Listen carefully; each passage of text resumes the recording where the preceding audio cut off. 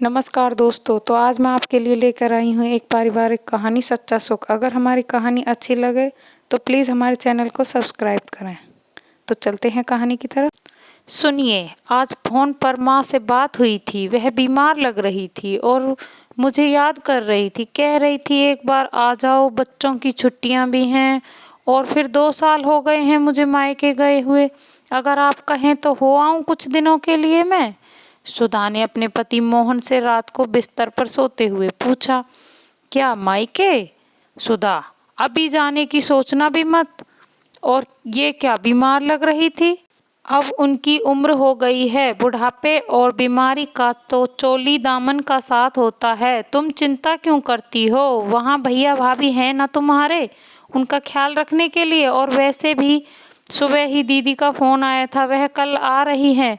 उनका ख्याल कौन रखेगा? यहाँ का काम काज कौन देखेगा? और तुम नहीं रहोगी तो उन्हें बुरा नहीं लगेगा? तुम्हारे जाने का फिर कभी देखेंगे। कहते हुए मोहन दूसरी तरफ करवट बदलकर सो गया। दीदी आ रही है, अच्छी बात है, मगर क्या ये इसके लिए मुझे मेरे माँ बाबूजी से मिलने का कोई हक नहीं रहता क्या? एक बहू केवल दूसरों की सेवादारी के लिए ही होती है क्या? एक बहू नौकरानी भर ही होती है? सोचते हुए सुधा की आंखें भर आई, मगर वह चुपचाप भीगी पलकों को साफ करते हुए सोने की नाकाम कोशिश करने लगी। अगले दिन दीदी आ गई। सब उनके स्वागत में लग गए। घर सुधा के बनाए हुए पकवानों की खुशबू से महक रहा था। सुधा होठों पर मुस्कुराहट की परत ओढ़े हुए उनके स्वागत में लगी हुई थी। पूरा दिन की भागदौड़ के कारण सुधा बुरी तरह थक चुकी थी और बिस्तर पर लेटते ही उसे नींद आ गई। लेकिन मोहन को नींद नहीं आ रही थी। उसने सोचा क्यों न दीदी और माँ बाबूजी से गप्पे लड़ा आऊं।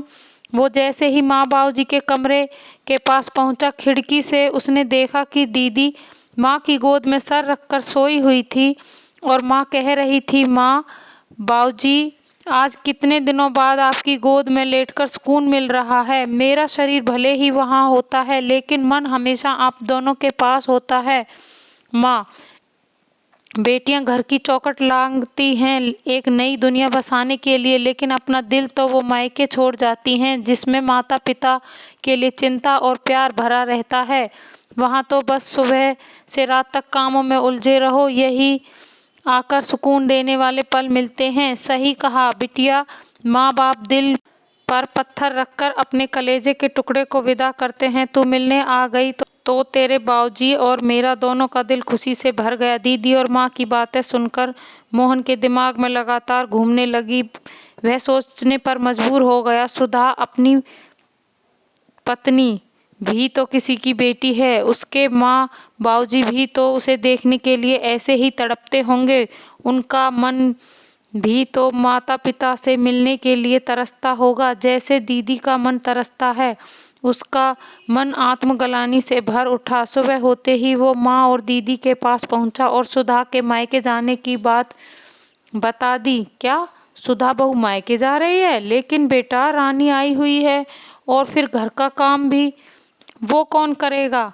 माँ, इसलिए तो 2 दिन बाद की टिकट करवाई है। 2 दिन दीदी के साथ रह लेगी। और ये रही काम की बात, तो मैंने उसके लिए रमाबाई को बोल दिया है, वो कर लेगी। और यहाँ हम सब भी तो हैं, हम लोग भी एक दूसरे का हाथ बटा लेंगे। क्यों दीदी?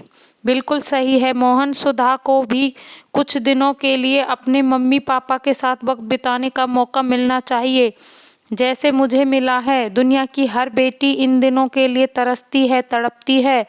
तुम भाभी के जाने की तैयारियां करवाओ। मोहन भैया, मैं ये तो यहाँ हूँ और मैं कोई मेहमान नहीं हूँ। मैं भी घर के काम में हाथ बटाऊंगी ना, कह रानी दीदी मुस्कुराने लगी तो माँ और बाबूजी भी हंस पड़े। मोहन रसोई घर में पहुंचा तो देखा सुधा रसोई के कामों में लगी हुई थी, लेकिन दुख उसके चेहरे पर साफ दिखाई दे रहा था। मोहन ने उसका हाथ अपने हाथ में लेकर जाने की टिकट उसके हाथ में रख दी। ये क्या है जी? टिकट?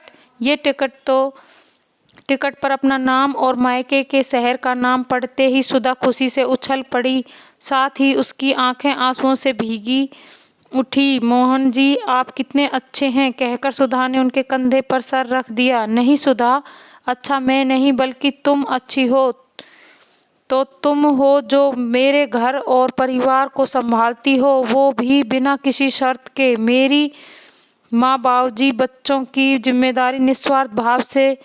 और मैं तुम्हें सुधा, अब से तुम हर साल अपने मायके जाओगी और हो सका तो मैं भी तुम्हारे साथ चलूँगा। आखिर तुम्हारे माँ बाबूजी भी तो मेरे माँ बाबूजी हैं ना, है ना? जी, सुधा मुस्कुराते हुए बोली। अब मोहन सुधा के साथ रसोई घर में उसके कामों में हाथ बटाने में लग गया।